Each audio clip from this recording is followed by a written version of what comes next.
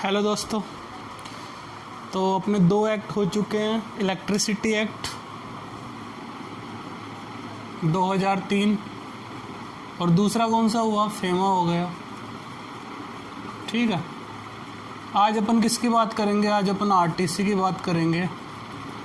RTC के बाद अपन या तो पेमेंट ऑफ बोनस एक्ट, ठीक है, छोटे छोटे एक्ट हैं, एम्प्लॉय प्रोविडेंट फंड एक्ट, आगे बढ़ते जाएंगे अपने। देखो हाँ, आज अपन थोड़ा सिलेबस की बात कर लेते हैं एसएएस की। देखो ये अपन क्या पढ़ रहे हैं, जो अपने कॉमर्शियल ऑडिट में PC20 होता है, उसमें क्या है, कॉमर्शियल ऑडिट, उसका एक पेपर है कॉस्टिंग। कौन सा? PC20। अब देखो इसमें क्या है, सिलेबस आप देख लेना। इसमें क्या है, 50% तो क्या है, कॉस्टिंग है, और 50% में क्या है, 11 एक्ट है। ठीक है, 11 में कंपनीज एक्ट भी है। अब देखो ध्यान से सुनना, अपने को एसएएस पास करना है ना, सबसे डिफ़िकल्ट पेपर है ये। अब आप कहोगे डरा रहे हो, देखो मैं डरा नहीं रहा हूँ, एकदम क्लियरली आपको बता रहा हूँ, सबसे डिफ़िकल्ट पेपर है ये। पेपर पास करने में है ना, जो 3 अटैम्प्ट भी लग जाते हैं, लेकिन ये पेपर पास नहीं होता। कारण बता देता हूँ मैं आपको। आजकल क्या हो रहा है, CAG है ना, जो पेपर बनाना है उसका लेवल क्या है, हार्ड करता जा रहा है, धीरे धीरे हार्ड करता जा रहा है। अब एक्ट में क्या है, एक्ट में बहुत सारी चीज़ें तो कॉमन रहती है, जैसे अपन अपेलेंट ट्राइब्यूनल की बात करें, कॉमन है। तो अब कैसे हार्ड करेगा वो? हार्ड क्या कर रहा है वो, आजकल क्या सेक्शंस पूछ लेता है कि बताओ भाई ये किस सेक्शन से रिलेटेड है। तो अब क्या है, सेक्शन करना, सेक्शन याद करना तो क्या है, भारी काम है, बहुत ही भारी काम है, पर अपने को सेक्शन याद करने ही पड़ेंगे। अगर अपने को ये पेपर पास करना है तो जो भी इम्पोर्टेंट सेक्शन है वो याद करेंगे। देखो इलेक्ट्रिसिटी एक्ट में, देखो इस बार की बात बता दूं मैं, एसएएस मेंस की 2019 की, तो इसमें आए थे शायद 7 से 8 क्वेश्चन आए थे। फेमा में 2 से 3 आए थे। आरटीसी में ध्यान से सुन लो, इस बार कम से कम है ना, जो 7 से 8 क्वेश्चन आए थे, और इनमें से 5 से 6 क्वेश्चन किसके थे, सेक्शन के थे। सेक्शन पूछा था कि ये सेक्शन किससे रिलेटेड है। आ रही है कि बात समझ में आ रही है क्या कहना चाह रहा हूँ मैं? तो आपको सेक्शन याद करना है। अब आप कहोगे कि इसको याद कैसे करें, तो देखो इसका एक ही तरीका है, एक तो कंपैरिजन करके पढ़ते रहो, उससे सेक्शंस भी याद होंगे। दूसरा क्या तरीका है कि बार बार पढ़ो इसको, बार बार अपने को क्या करना है, बार बार। जैसे अब मैंने 2 एक्ट पढ़ा दिए, तो 2 एक्ट को आप अभी तक, अगर आपके पास टाइम है तो अभी आप उसको 2 बार पढ़ चुके होते हैं ना, तो आपके दिमाग में पूरी तरह घुस गया होता। आप एक बार यहाँ से पढ़ लेंगे, उसको लिख लिया, फिर आपने छोड़ दिया 15 दिन, तो वापस भूल जाओगे। तो उसको क्या, बीच बीच में उसको चाहे पेज ही पलट लो, लेकिन उसको क्या करो, पढ़ते रहो, तभी कुछ होने वाला है, तभी ये पेपर पास होने वाला है, नहीं तो नहीं होगा। बहुत मुश्किल पेपर है, सुन लो ध्यान से, ठीक है। अब ये अपनी बात हो गई। अब अपन सारे एक्ट पढ़ेंगे। इससे पहले अपन कुछ एक्ट पढ़ेंगे अभी, जैसे पेमेंट ऑफ बोनस EPF, ये छोटे छोटे एक्ट है, और एक आधा एक्ट है और है छोटा एक्ट है, तो वो अपन पढ़ लेंगे। बड़े एक्ट को रहने देंगे। और एक अपना क्या है, फाइनेंशियल अटेस्ट ऑडिट मैनुअल है, ठीक है। ये देखो ये सब में आएगा, ये सब में है, रेलवे ऑडिट में भी होगा, कॉमर्शियल में भी होगा, सिविल में भी होगा, जितने भी ऑडिट है ना, मुझे लगता है ये सब में है, क्योंकि ये क्या C&AG का मैनुअल है। और ये अपने क्या है, जो अपना Indian audit and account department है ना, उसके लिए इस मैनुअल को स्पेशली बनाया गया है, तो ये पढ़ना ज़रूरी है। और ये मैं देखो कॉमर्शियल ऑडिट की बात करूँ तो इसमें PC26 में आता है। और अगर ये पेपर अपने को पास करना है तो भाई ये तो रटना पड़ेगा, ये तो रटना ही पड़ेगा। ये मैं करूँगा, इसके बाद में इसका ही मैं कर रहा हूँ, नोट्स तैयार हो रहे हैं, तो इसके बाद में अपन इसकी बात करेंगे। चलो, तो ये तो हो गई अपनी सारी बातें। अब अपन है ना, जो मेन एक्ट पे आ जाते हैं, अपने आरटीसी एक्ट पे। देखो आरटीसी क्या है, रोड ट्रांसपोर्ट कॉरपोरेशन एक्ट है। देखो रोड ट्रांसपोर्ट सर्विस होती है, नाम सुना है, रोड ट्रांसपोर्ट सर्विस। देखो नाम क्या है, रोड का मतलब अपन जानते हैं ट्रांसपोर्ट, उस पर जो भी साधन चलते हैं, जिसके थ्रू अपन क्या कर रहे हैं, उस पर कोई भी व्हीकल चल रहा है ना, जिसके थ्रू है ना जो वो चाहे गुड्स को लेके जाए, चाहे पैसेंजर्स को लेके जाए, या दोनों को लेके जाए, ठीक है, तो वो क्या होगी, ट्रांसपोर्ट सर्विसेज होगी। अब देख लो the road transport corporation act, ठीक है, इसको आरटीसी 1950 में ये क्या लागू हुआ। सबसे इम्पोर्टेंट देखो इसमें इसका क्वेश्चन है ना जो आसानी से सोल्व हो सकता है। थोड़ी सी बात अपने को समझ, देखो जैसे गवर्नमेंट है, जैसे राजस्थान गवर्नमेंट है, तो राजस्थान का अपना क्या होगा, स्टेट ट्रांसपोर्ट कॉरपोरेशन एक्ट होगा। आरटीसी राजस्थान का अलग है, महाराष्ट्र का अलग है, गुजरात का अलग है। बसें चलती है ना, आपने गवर्नमेंट बसें देखी होगी ना, कि ये हरियाणा गवर्नमेंट की है, ये दिल्ली गवर्नमेंट की है, ये राजस्थान गवर्नमेंट की है, तो उस पर क्या है कि उन सब पे क्या है, रोड ट्रांसपोर्ट एक्ट लगता है। तो सबका ये एक्ट क्या होगा, अलग अलग होगा। तो देखो इसमें है ना जो सेंट्रल गवर्नमेंट है, लेकिन सेंट्रल गवर्नमेंट की ज़रूरत अपने को कहीं कहीं पे पड़ेगी। जनरली अगर कोई भी क्वेश्चन आता है तो अपने को स्टेट गवर्नमेंट लगाना है, समझ लो ये। अगर है ना जो पाँच क्वेश्चन है ना, तो 5 में से 4 क्वेश्चन में तो स्टेट गवर्नमेंट ही आएगा, ये बात ध्यान रख लेना। स्टेट गवर्नमेंट किसको कंट्रोल करेगी, कॉरपोरेशन को, कॉरपोरेशन की बात कर रहे हैं। और देखो इसमें 2 कॉरपोरेशन है, ये जो कॉरपोरेशन इसको तो कह देंगे अपन पेरेंट कॉरपोरेशन, ठीक है, और एक सब्सिडरी कॉरपोरेशन होगा। सब्सिडी कौन, जो इसकी सहायता के लिए, नाम ही क्या इसका सब्सिडरी है, तो ये किसकी सहायता करेगा, ये जो पेरेंट कॉरपोरेशन है इसकी सहायता से करेगा। तो ये अपनी बात हो गई, ठीक है। अब अपन है ना जो आगे बढ़ेंगे इस एक्ट में, और इस एक्ट का ध्यान रख लेना, सेक्शन याद कर लेना। सेक्शनों पे मैंने बहुत जोर दिया है भाई। पेपर अब क्या है, अब सीएजी है ना जो अब क्या कर रहा है कि पेपर को हार्ड बनाता जा रहा है। पहले कभी सेक्शन आते ही नहीं थे, तो कोस्टिंग का पेपर बड़ी आसानी से पास हो जाता था। अब सेक्शन आने लग गए तो हार्ड हो गया। अब इसमें देखो चैप्टर तो 6 हैं, ठीक है, और सेक्शन कितने हैं, सेक्शन है इसमें 53। अब ये क्यों बता रहे हो, ये बस अपने को थोड़ा इंट्रोड्यूस होना है ना कि अपन क्या पढ़ रहे हैं, क्यों पढ़ रहे हैं, उसमें क्या होगा। तो उसमें 6 चैप्टर है और सेक्शन कितने हैं, 53 है। देखो सेक्शन 1 की बात कर लूँ, आप भी जानते हो सेक्शन 1 क्या कहें। सबसे पहले तो क्या टाइटल क्या है, आरटीसी 1950 एक्सटेंट, कहाँ एप्लीकेबल होगा वो, तो ये भी क्या है, पूरे इंडिया पे एप्लीकेबल है। सब स्टेट का अलग अलग होगा, लेकिन एप्लीकेबल क्या होगा, पूरे इंडिया पे होगा। देखो फेमा भी क्या है, पूरे इंडिया पे एप्लीकेबल है, ये भी पूरे इंडिया पे एप्लीकेबल है। इलेक्ट्रिसिटी एक्ट है ना जो जम्मू कश्मीर पे नहीं था, उसकी अपन बात कर लेंगे कि आर्टिकल 370 हट गया है, तो अब क्या वो एप्लीकेबल होगा या नहीं होगा, ठीक है। कब से एप्लीकेबल है ये, 4 दिसंबर 1950 से। इलेक्ट्रिसिटी एक्ट कब से, देखो फेमा कब से था, 1 जून 2000 से। इलेक्ट्रिसिटी एक्ट 2 जून 2003 से, और ये कब से है, 4 दिसंबर 1950 से। हो गया। अब देखो सेक्शन 1 हो गया, सेक्शन 2 की बात कर ले। सेक्शन 2 में क्या आता है, अपने को पता है, डेफिनेशंस आती है। डेफिनेशंस में सबसे पहले रोड ट्रांसपोर्ट सर्विस की बात कर ले। बता दिया मैंने रोड ट्रांसपोर्ट सर्विस वैसे क्या है, कि ऐसी सर्विस जिसमें अपन क्या है, पैसेंजर या फिर गुड्स या फिर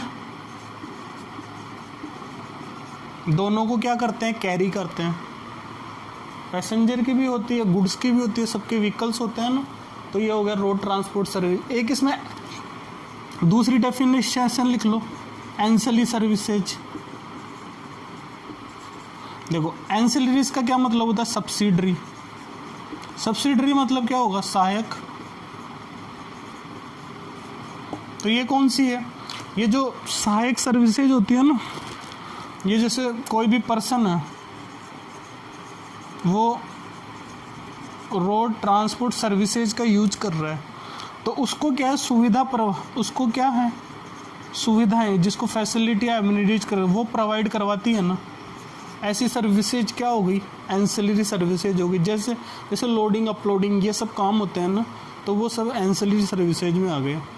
इसमें डेफिनेशन ज़्यादा कुछ है नहीं, डेफिनेशन लगभग 1-2 ही हैं। तो ये देखो सेक्शन 1 और 2 की बात हो गई।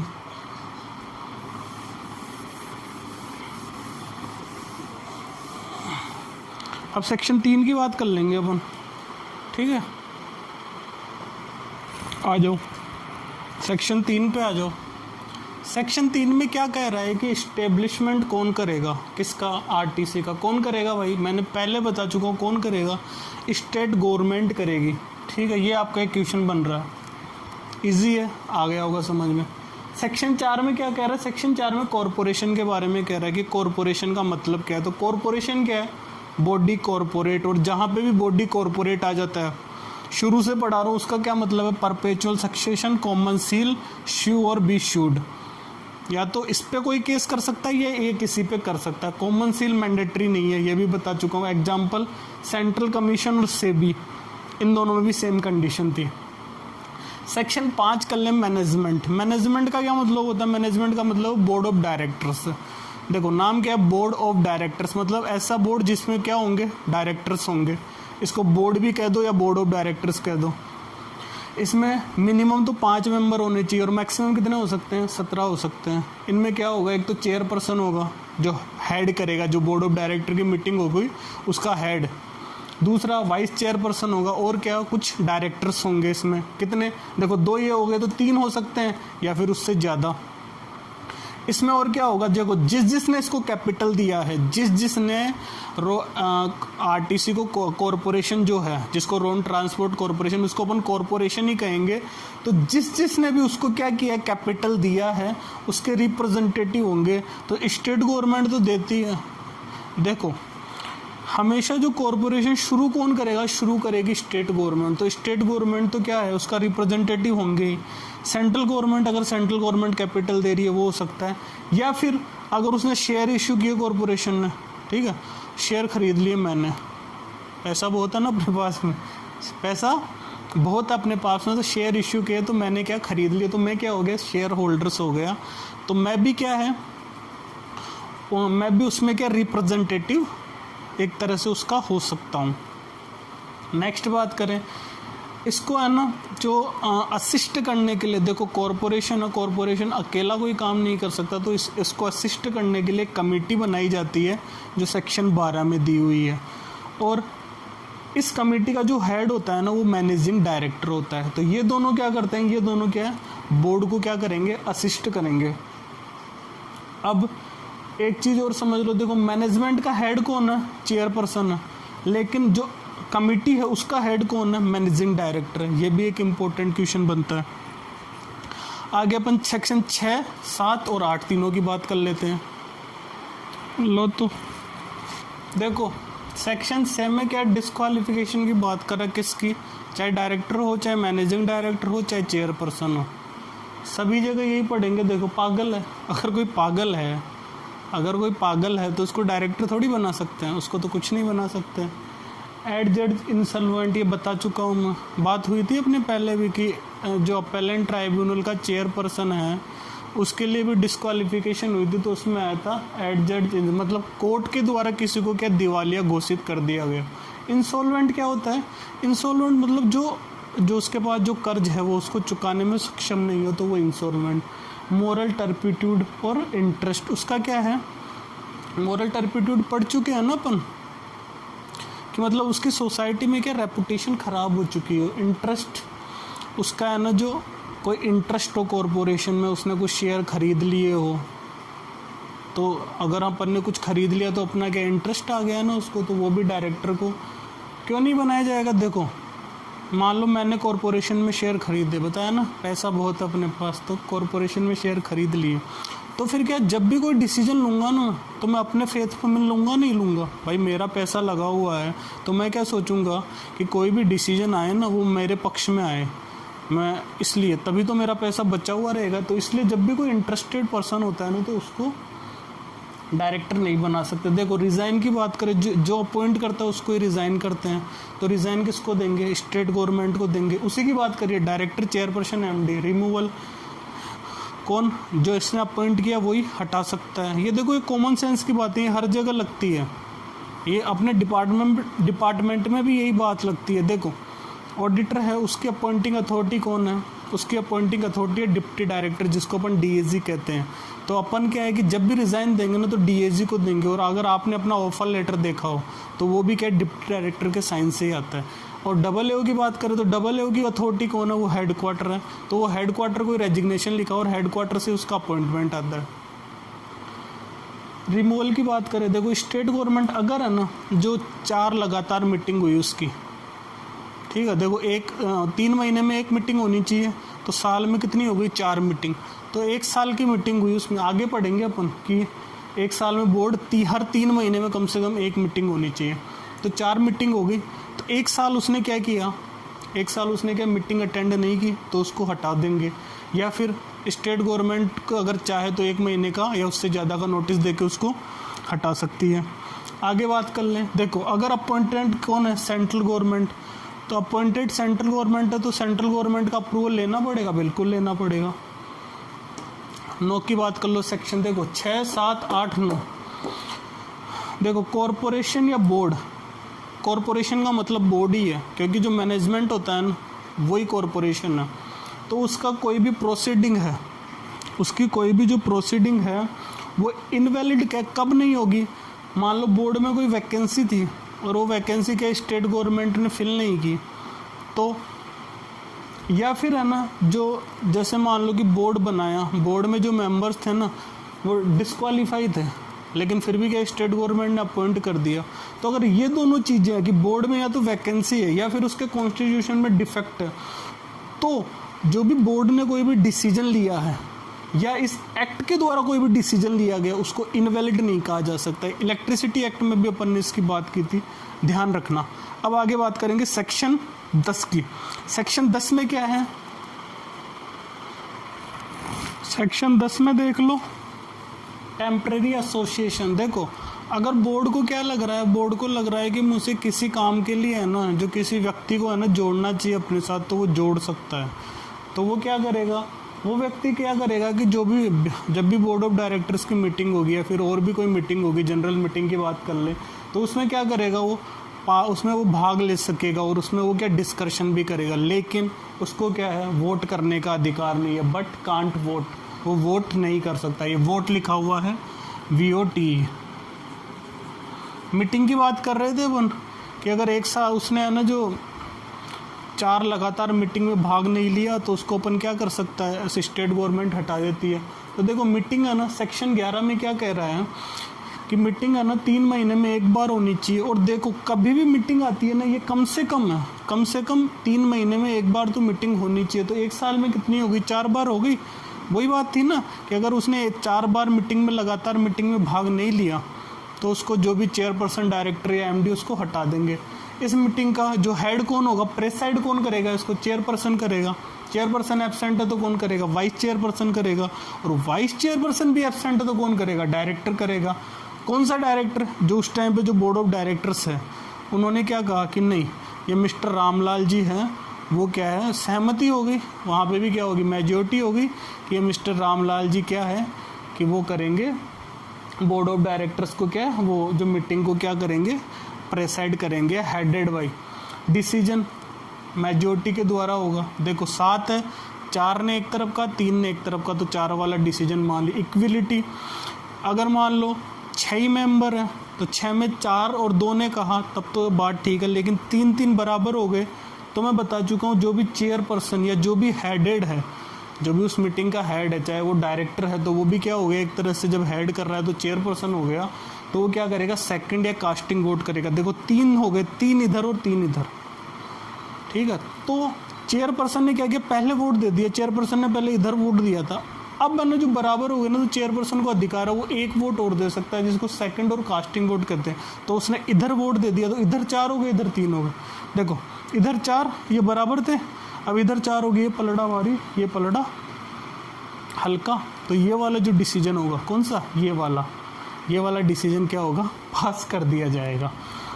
कमेटी की बात अपन ने कम कर ली थी। बोर्ड ऑफ डायरेक्टर को असिस्ट करने के लिए कमेटी होगी जिसको अपॉइंट करेगी स्टेट गवर्नमेंट, और इसका हेड कौन होगा, MD होगा। ये सेक्शन 12 में कहा गया। सेक्शन 14 में क्या कहा गया है कि जो MD है managing director chief accounts officer है जिसको अपन CAO लिखेंगे, और फाइनेंशियल एडवाइज़र है जिसको अपन FA लिखेंगे। इन तीनों को अपॉइंट कौन करेगा? इन तीनों को अपॉइंट करेगी स्टेट गवर्नमेंट। जबकि अपन सेक्रेटरी, ऑफिसर्स और सर्वेंट्स, या जिसको अपन एम्प्लॉयज़ कह सकते हैं कॉरपोरेशन के, वो कौन अपॉइंट करेगी? वो कॉरपोरेशन अपॉइंट करेगी। सेक्शन 13 में क्या कह रहा है? सेक्शन 13 में कह रहा है कि जो बोर्ड का है ना, बोर्ड ने जो भी डिसीजन लिए, देखो मीटिंग हुई, बोर्ड ने डिसीजन लिया, तो उस पर किसी का साइन तो करना पड़ेगा। जब तक किसी का साइन नहीं हो जाएगा उस पर, तब तक क्या वो वैलिड नहीं है। तो उस पर साइन किसका होता है? सेक्रेटरी का होता है। और अगर वो इंस्ट्रूमेंट है तो उस पर साइन किसका होता है? उस पर साइन MD का होता है। देखो आगे बात करेंगे सेक्शन 13 की। लग रहा होगा ये एक्ट बहुत छोटा और बहुत प्यारा एक्ट है, बहुत आसानी से याद हो जाएगा। डिफ़िकल्टी तो इस एक्ट में है ही नहीं। देखो बोर्ड क्या है? बोर्ड ने कोई डिसीजन ऑर्डर लिया तो साइन कौन करेगा? सेक्रेटरी करेगा। सेक्रेटरी का अपॉइंट कौन करता है? कॉरपोरेशन करता है। और अगर इंस्ट्रूमेंट क्या होता है? देखो अपन पढ़ेंगे नेगोशिएबल इंस्ट्रूमेंट एक्ट 1881, उसमें अपन बात कर लेंगे इंस्ट्रूमेंट की। तो इंस्ट्रूमेंट पे साइन कौन करेगा? मैनेजिंग डायरेक्टर करेगा। और मैनेजिंग डायरेक्टर हेड किसका होता है? कमेटी का होता है। एक एडवाइजरी काउंसलिंग होती है जो स्टेट गवर्नमेंट बनाती है, एक या उससे ज़्यादा एडवाइजरी काउंसलिंग, और इसका काम क्या होगा? एडवाइस देगी है किसको? स्टेट गवर्नमेंट को। देखो स्टेट गवर्नमेंट को कुछ भी बनाना हो तो वो OG होता है ना, जो उसका ऑफिशियल गजेट, उसमें वो क्या करेगा? जैसे होता है ना AG, OG, लोजी, सुनोजी। तो देखो अपन ने पढ़ा था अप्रोप्रिएट गवर्नमेंट AG, और OG मतलब ऑफिशियल गजेट। तो यहाँ अप्रोप्रिएट गवर्नमेंट है स्टेट गवर्नमेंट। तो ऑफिशियल गजेट में कोई भी गवर्नमेंट हो, अगर उसको कोई भी ऑर्डर निकालना है तो गजेट में वो क्या नोटिफाई करती है, और उसके बाद ऑर्डर निकलता है। सेक्शन 17A की बात कर ले। देखो सब्सिडरी कॉरपोरेशन। सब्सिडरी कॉरपोरेशन क्या है? जो कॉरपोरेशन की बात कर रहे हैं अपन, उसको या तो कॉरपोरेशन कह दो या पेरेंट कॉरपोरेशन कह दो। तो उसका क्या है? ये तो देखो बाप है नाम इसका क्या है? ये तो बाप है, और ये क्या है? बेटा है। अब इससे अपने को क्या है? देखो जब पेरेंट कॉरपोरेशन सब्सिडरी कॉरपोरेशन को इस्टेब्लिश करेगा तो वो सेंट्रल गवर्नमेंट और स्टेट गवर्नमेंट की क्या करेगा? कंकरेंस लेगा, मतलब उनकी सहमति लेगा। देखो सेंट्रल गवर्नमेंट का कैपिटल तो सेंट्रल गवर्नमेंट की तो लेनी ज़रूरी है। जनरली क्या होता है? स्टेट गवर्नमेंट का होता है, तो स्टेट गवर्नमेंट की लेगा। दोनों की है तो दोनों का लेगा। उद्देश्य क्या है इसका? भाई कोई कारण होगा तभी तो, ऐसे थोड़ी कि वहीं बैठे थे और कि लो यार एक कॉरपोरेशन और बनाते। इसका उद्देश्य ये है कि काम को और अच्छे तरीके से किया जा सके, डिस्चार्ज फ्रैक्शन मोर एफिशिएंटली। सब्सिडरी कॉरपोरेशन क्या नहीं कर सकता? देखो सब्सिडरी कॉरपोरेशन बेटा है तो वो क्या अपने बाप की परमिशन के बिना कुछ नहीं कर सकता, ठीक है? जैसे आप और हम भी नहीं कर सकते ना अपने पिताजी की परमिशन के बिना, तो वैसा ही है। तो देखो ये अगर इसको न्यू रूट में कोई ऑपरेशन शुरू करना है तो उसको अप्रूवल लेना पड़ेगा किसका? पेरेंट कॉरपोरेशन का। इसमें रिप्रेजेंटेटिव की बात करें तो देखो उसमें मैनेजमेंट किसमें था? सेक्शन 5 में था ना, तो उसमें रिप्रेजेंटेटिव किसके थे? Central government, state government, share holder. तो इसमें भी क्या होता है? और वो कैसे रहते हैं रिप्रेजेंटेटिव? वो रहते हैं उनके कैपिटल के आधार पे। तो देखो इसमें भी रिप्रेजेंटेटिव कैसा होगा? जो पेरेंट कॉरपोरेशन में जो कैपिटल है उसके प्रोपोर्शनेट में इसमें क्या होंगे? रिप्रेजेंटेटिव होंगे। इसको डायरेक्शन कौन देगा? या तो स्टेट गवर्नमेंट देगी या फिर बाद में पेरेंट कॉरपोरेशन देगा। और जो भी इसके MD है, चीफ अकाउंट ऑफिसर है, फाइनेंशियल एडवाइजर। देखो मैंने बताया ये क्या है? बेटा है। तो जैसा है ना, जैसा बाप के टाइम पे हो रहा है ना, वैसे ही बेटे के टाइम पे भी होगा। इनमें ऐसा है। तो ये अपॉइंट कौन करेगा? स्टेट गवर्नमेंट करेगी। और ये भी क्या है? एक बॉडी कॉरपोरेट है। कैपिटल बजट, रिवेन्यू बजट और एनुअल डेवलपमेंट प्लान, ये तीनों ये किसको सबमिट करते हैं? पेरेंट कॉरपोरेशन को सबमिट करते हैं। सेक्शन 19A की बात करेंगे।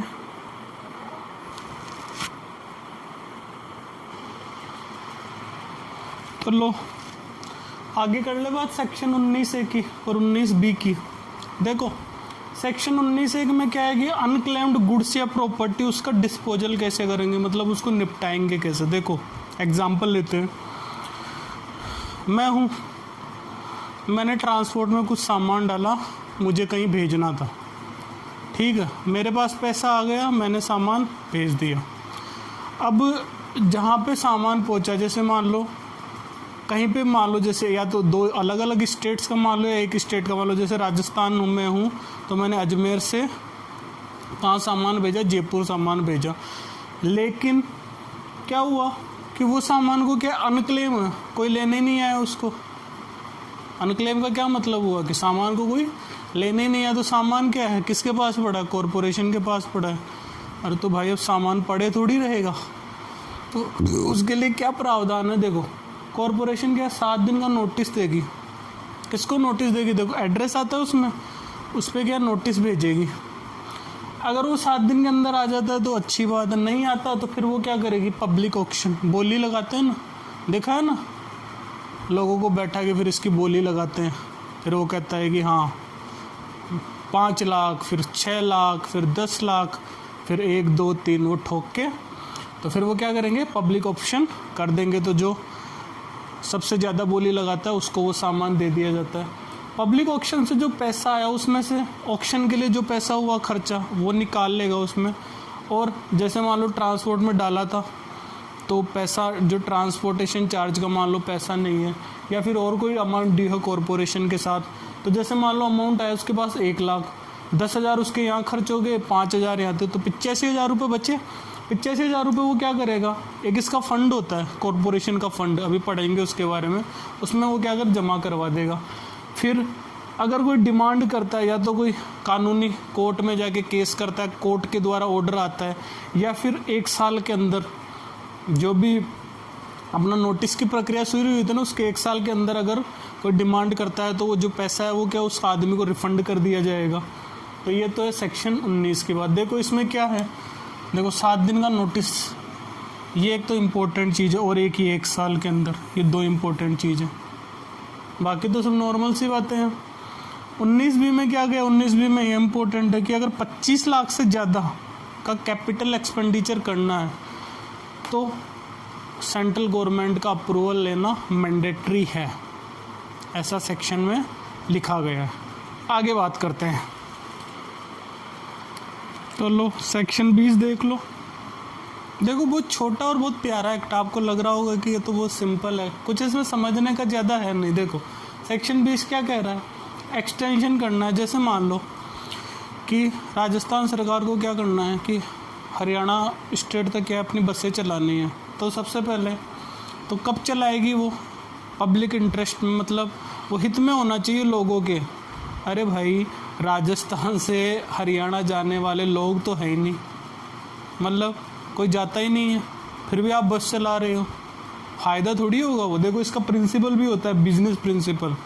बिजनेस प्रिंसिपल का मतलब क्या है कि बिजनेस करना है, अपने को पैसा कमाना है, तो वो वाली बात है। तो अब ये एक्सटेंशन कब होगा, जब पब्लिक इंटरेस्ट में होगा। अगर हरियाणा तक है ना, जो जैसे मान लो बहुत ज़्यादा लोग हैं वो राजस्थान में हैं, या बहुत ज़्यादा लोग हैं जो अप डाउन कर रहे हैं, तो उनके रिक्वायरमेंट के लिए है ना, अगर है ये पब्लिक इंटरेस्ट में तो एक्सटेंशन करेंगे। इसके लिए क्या करेगी राजस्थान गवर्नमेंट है, ये एक स्टेट कॉरपोरेशन, मतलब जो राजस्थान की जो कॉरपोरेशन है वो क्या करेगी, स्कीम प्रिपेयर करेगी और उसको हरियाणा स्टेट की जो कॉरपोरेशन उसको भेजेगी। इसने क्या कर दिया, सहमति दे दी इसको। हरियाणा जो कॉरपोरेशन है उसने अपने राजस्थान के कॉरपोरेशन को सहमति देगी, जो अपना है ना राजस्थान राज्य पथ परिवहन निगम। अब क्या करेगा, ये क्या करेगा, अपनी स्टेट गवर्नमेंट की अप्रूवल लेगा और उस रूट पे क्या ऑपरेशन शुरू कर देगा। कोई दिक्कत, सीधी सी बात कही कि स्कीम बनाएगा, उसको भेजेगा, उसकी सहमति आएगी तो अपनी स्टेट गवर्नमेंट का अप्रूवल लेगा और उस रूट पे ऑपरेशन शुरू कर देगा। 22 की बात कर चुका हूँ, बिजनेस प्रिंसिपल है इसका, ये याद कर लेना, आ सकता है क्वेश्चन कि इसका आरटीसी का प्रिंसिपल क्या है। अब हम कैपिटल और एडिशनल कैपिटल की बात करेंगे कि कैपिटल कौन देगा, आ जाओ तो कैपिटल की बात कर लें। कैपिटल कंपनी में पढ़ा होगा आपने। देखो जैसे मैंने कोई बिज़नेस चालू किया तो मैं क्या उसमें पैसा डालता हूँ, मैं उस बिज़नेस में, जैसे मैंने क्या किया, अभिनंदन अग्रवाल क्लासेस चालू की, ठीक है। तो मैंने उसमें पैसा डाला, तो मैंने उसमें क्या डाला है, कैपिटल। तो मैं अलग हूँ और अभिनंदन अग्रवाल क्लासेज अलग है। ये एंटिटी कंसेप्ट होता है, बिजनेस एंटिटी का कंसेप्ट, अकाउंट्स में पढ़ेंगे उसके बारे में। तो ये है कैपिटल की बात। तो कैपिटल उसको पैसा या तो स्टेट गवर्नमेंट देगी, जनरली तो यही देती है, क्योंकि मैंने बताया कि स्टेट गवर्नमेंट के अंडर आता है, लेकिन सेंट्रल गवर्नमेंट भी दे सकती है। और तीसरा क्या है, ये शेयर इशू कर सकता है कि अपने कॉरपोरेशन के क्या शेयर एनलिस्ट करवा देगा, तो फिर बाद में उससे जो पैसा आएगा। लेकिन अगर उसको शेयर इशू करना है तो किसकी, सेंट्रल गवर्नमेंट के अप्रूवल की ज़रूरत होगी। और जो ये शेयर इशू करते हैं उनको क्या बोल देंगे, ऑथोराइज शेयर कैपिटल बोल देंगे। देखो अब शेयर हमेशा इशू करते हैं ना, उस पर उसको डिविडेंड देना पड़ेगा, और जो कैपिटल है उस पर उसको क्या देना पड़ेगा, इंटरेस्ट देना पड़ेगा। तो कॉरपोरेशन क्या करता है, अगर उसने स्टेट गवर्नमेंट या सेंट्रल गवर्नमेंट से कैपिटल लिया है तो उसको तो क्या पे करेगा, ये इंटरेस्ट पे करेगा, ठीक है। और जिससे उन्होंने शेयर होल्डर से जो पैसा लिया है उसको क्या है, वो डिविडेंड पे करेगा। और ये दोनों इसके क्या हैं, ये जो इंटरेस्ट और जो डिविडेंड, ये इनके क्या है, ये इसके एक्सपेंडिचर है। आगे आ जाएगा, ये बता देता हूँ यहीं पे। देखो ये हो गई बात।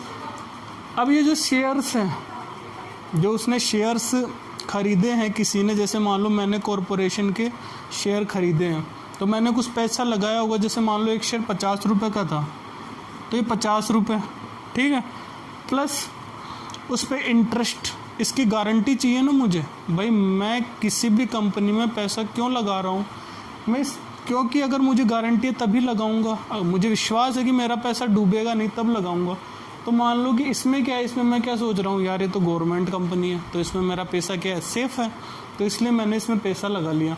तो जो शेयर पे प्रिंसिपल और इंटरेस्ट देने की गारंटी कौन देगा, ये स्टेट गवर्नमेंट गारंटी देगी। कि अगर कॉरपोरेशन नहीं देगा तो कौन दे, मैं दूंगा उस पर, ये स्टेट गवर्नमेंट। ये इंटरेस्ट या डिविडेंड दोनों कुछ भी बोल सकते हो।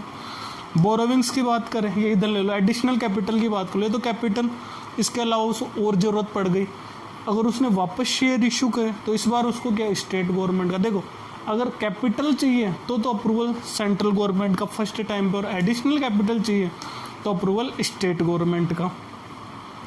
बोरोविंग, देखो कॉरपोरेशन की पैसों की ज़रूरत पड़ गई तो वो पैसा क्या है, उधार ले सकता है। किससे लेगा, भाई किसी बैंक से लोन ले लेगा।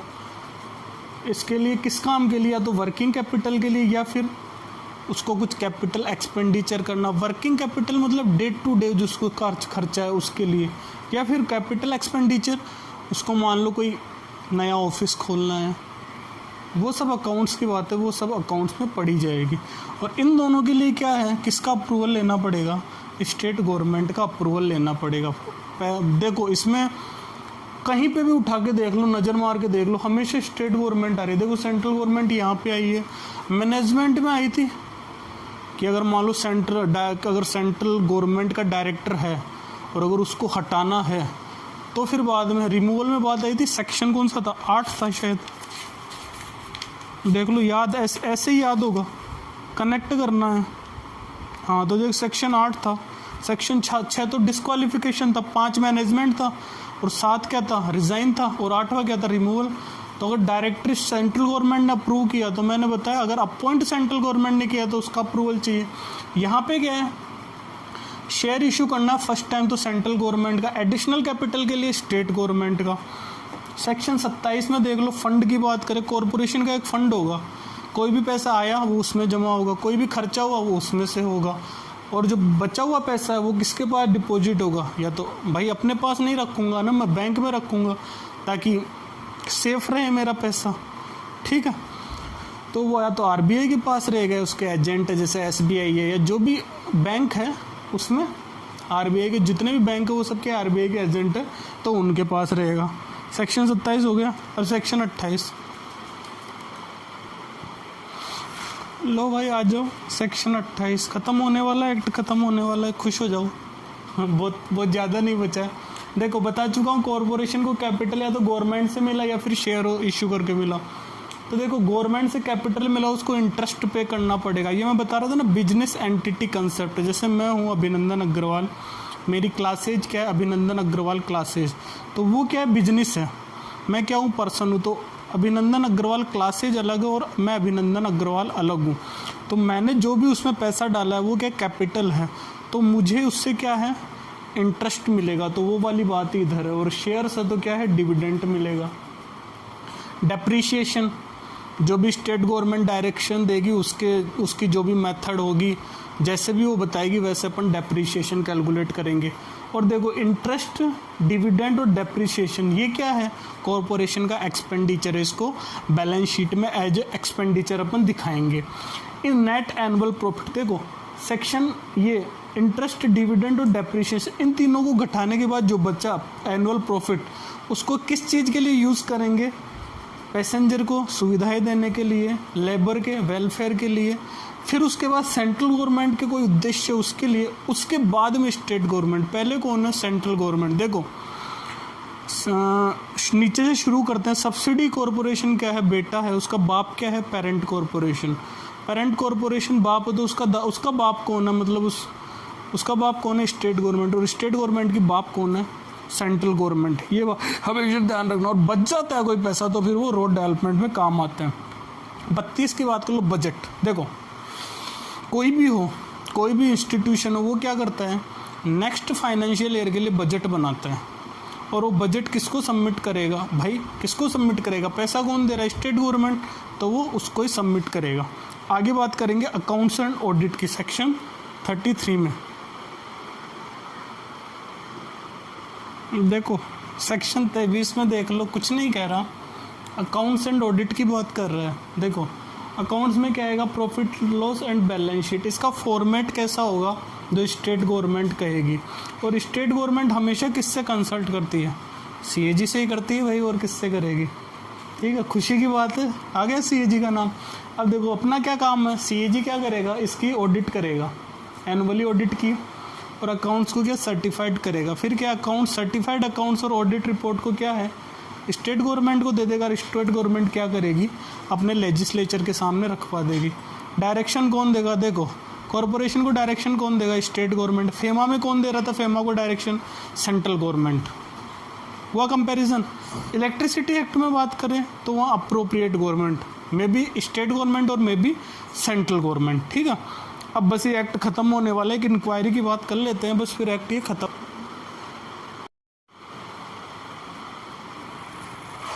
देखो सेक्शन 36 की बात करेंगे, इंक्वायरी।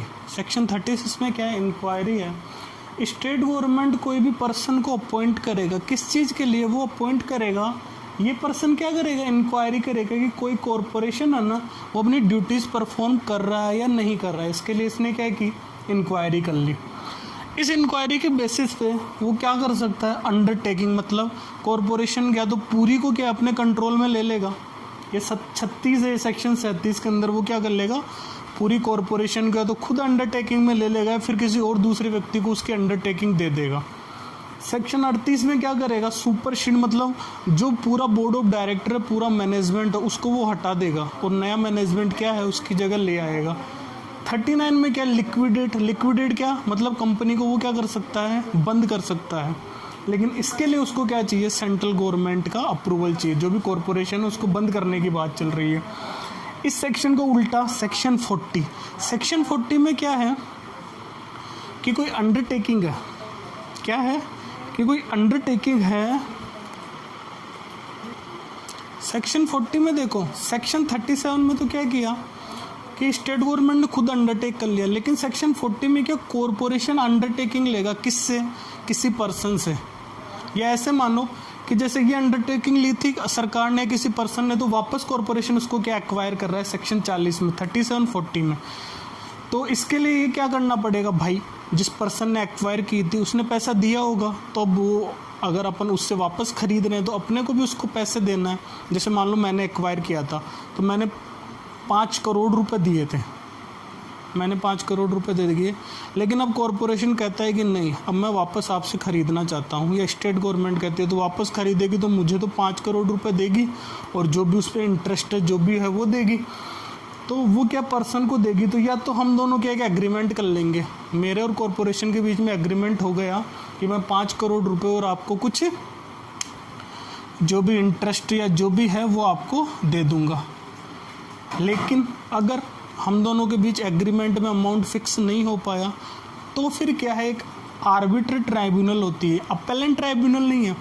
अपेलेंट तो क्या होता है, अपील करनी होती है, कि आर्बिट्रल मतलब हम दोनों में क्या झगड़ा हो गया ऐसे मान लो, तो एक बीच मध्यस्थता जिसको कहते हैं ना, तो वो दोनों की बात रखेंगे। तो ये एक होगी, इसमें 3 मेंबर होंगे, एक तो कॉरपोरेशन का नॉमिनी होगा, एक मेरा नॉमिनी होगा, एक इसमें चेयरपर्सन होगा जो हाई कोर्ट का जो चीफ जस्टिस है वो नॉमिनेट करेगा। तो 3 पर्सन हो गए। अब इसका जो ऑर्डर आया उसके ऑर्डर से मैंने कहा नहीं भाई मैं तो सेटिस्फाई नहीं हूँ, मैं तो नाखुश हूँ, गलत ऑर्डर दिया है भाई इसने, मुझे गुस्सा आ गया। तो मैंने क्या किया, मैंने अपील कर दी हाई कोर्ट में। फिर हाई कोर्ट में जब मैं गया तो मुझे सेटिस्फेक्शन हुआ कि नहीं हाई कोर्ट ने सही फैसला दिया है। तो हाई कोर्ट का ऑर्डर हमेशा क्या होगा, फाइनल माना जाएगा। ठीक है, ये आया समझ में। 36, 37, 38, 39, 40 ये दोनों एक दूसरे के उल्टे हैं। आगे बात करते हैं।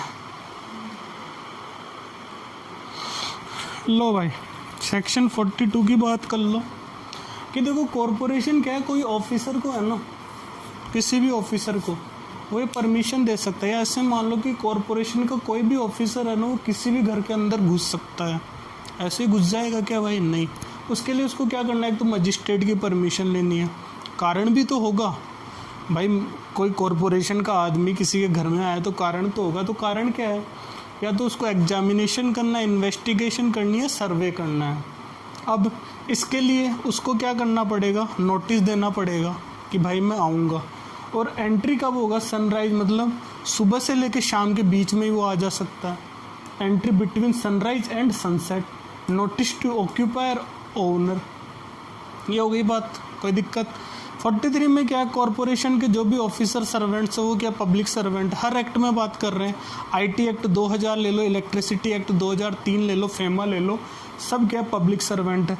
44 में रूल्स कौन बना रहा है, स्टेट गवर्नमेंट। रेगुलेशन कौन बना रहा है, कॉरपोरेशन। फेमा में रूल्स कौन बना रहा था बताओ, सेंट्रल गवर्नमेंट। और रेगुलेशन कौन बना रहा था, आरबीआई।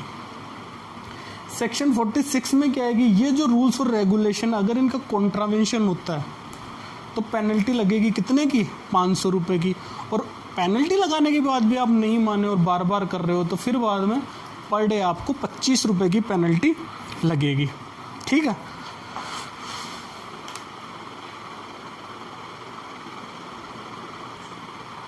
चलो 49 की बात कर ले सेक्शन की। कॉग्निजेंस पढ़ा चुका हूँ, इलेक्ट्रिसिटी कॉग्निजेबल नॉन कॉग्निजेबल वही है। तो देखो कॉरपोरेशन का जनरल मैनेजर या कोई भी ऑथोराइज ऑफिशियल वो रिटर्न कंप्लेन देगा किसको, मजिस्ट्रेट को। कब, या तो अपराध हुआ उसके 6 महीने के अंदर या उसने फर्स्ट नोटिस किया उसके अंदर। तो मजिस्ट्रेट क्या करेगा, ऑफेंस को क्या कर सकता है, कॉग्निजेबल कर सकता है, मतलब विदाउट वारंट के अपन उसको उठा के ला सकते हैं। मजिस्ट्रेट को अपॉइंट कौन करती है, स्टेट गवर्नमेंट। कितने हो सकते हैं, एक ही होगा क्या, नहीं, एक या उससे ज़्यादा हो सकते हैं।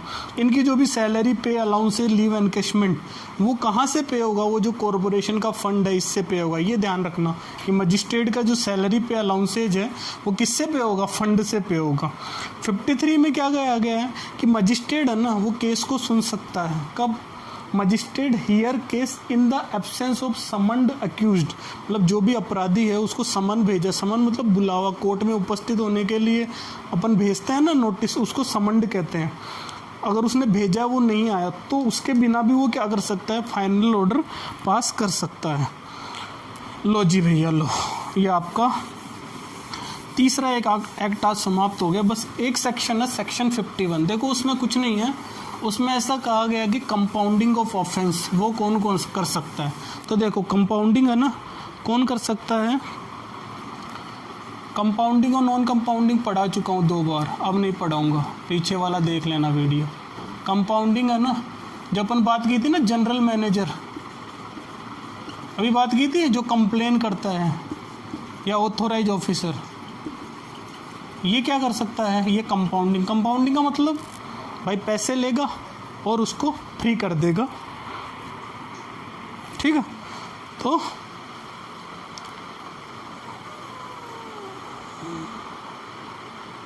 ये आपका आरटीसी ख़त्म हो गया। चलिए आपके 3 एक्ट ख़त्म हो चुके हैं। पढ़िए इसको ध्यान से और बार बार इनको पढ़ते रहिए ताकि ये याद हो जाए। आगे अपन फिर एक नए एक्ट के साथ आएंगे, ठीक है। चलिए, thank you very much, okay, bye bye. हाँ, एक बात कहना तो मैं भूल गया। हाँ, अगर आपको वीडियो अच्छा लगे तो लाइक, शेयर और सब्सक्राइब करें और कमेंट बॉक्स में कमेंट भी करें ताकि मैं अप्रिशिएट हूँ और अच्छे वीडियो बना सकूँ। मेरी कोई कमी है, आपको कुछ सजेशन देना है, वो भी आप दीजिए। ओके, चलिए बाय बाय, मिलते हैं नेक्स्ट वीडियो में।